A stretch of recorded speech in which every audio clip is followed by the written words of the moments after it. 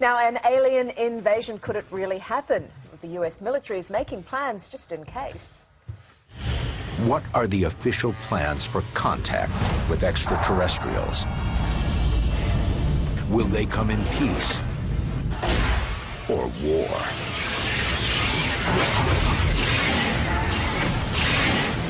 And what can humanity do in the face of alien invasion?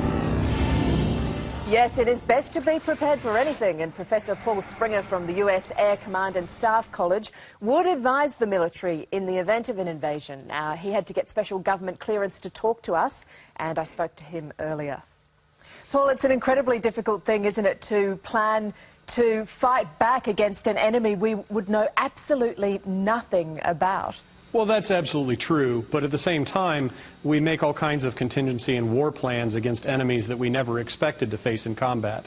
And so the idea that maybe the enemy will have something technological or doctrinal that we've never foreseen is something that we try to plan for any way that we can. Well, obviously, if we did get invaded, these aliens would be much more technologically advanced than we are because we didn't even know they were there. How would you go about fighting an enemy that was just so infinitely superior in technology? Well, the first thing you'd want to try to do is preserve your forces as best you could.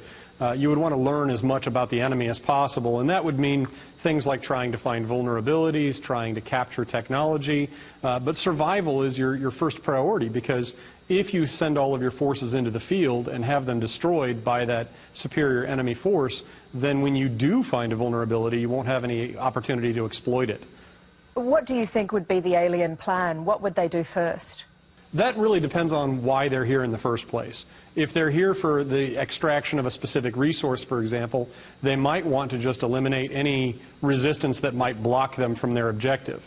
If, on the other hand, their goal was actual occupation and conquest, then they would probably have to prioritize anything that they perceive to be a threat to their own dominance. And so that would probably start by wiping out as many communications networks as possible and eliminating as many weapons as might represent some form of threat either to them or to the resources that they're trying to extract. So they might very well want to counter every nuclear weapon, not because it represented a threat to them, but because it might destroy whatever they're here to collect.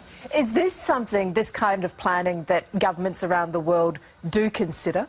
It is, in the same way that governments do plan for any future potential calamities or conflicts. This is the type of thing that, because it's neutral, you're not provoking a fight or assuming a fight with a country that you might want to maintain a good diplomatic relationship with. If you insert alien in place of some human civilization that you might come into conflict with, then you're far less likely to create any kind of a diplomatic problem. Wouldn't it be a strange situation if humanity had to band together if we were fighting alongside, I guess, Russia or the Taliban? It would, but keep in mind that many of the greatest civilizations in human history have been formed basically to counter a common enemy. And you look at some of the great world powers of the globe today, and you find a lot of them formed because of the fear of a common enemy. Take, for example, the United States, where you had 13 colonies, each of which pursued its own interests and its own goals, until they had to band together to try to win their independence collectively from the British. You make some very good points, and we're lucky to have you should the worst arise. Thank you very much. Thank you.